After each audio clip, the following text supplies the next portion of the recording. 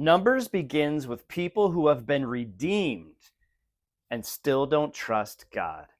They've seen the seas split. They've eaten bread from heaven.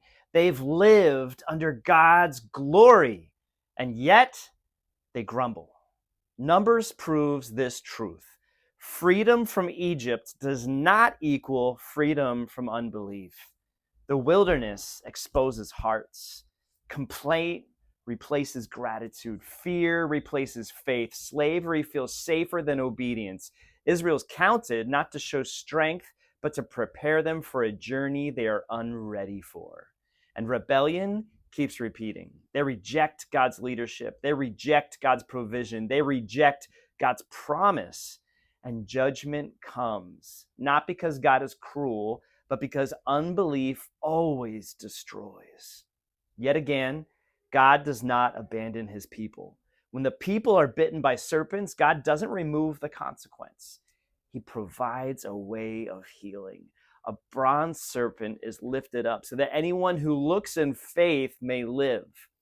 Jesus later says plainly, as Moses lifted up the serpent in the wilderness, so must the Son of Man be lifted up. Numbers was already preaching the cross. Water flows from the rock, not because the people deserve it, but because God is gracious. Paul tells us later that rock was Christ.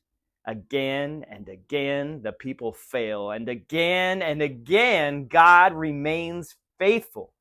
The wilderness lasts for 40 years, not because God forgot his promise, but because unbelief delayed inheritance.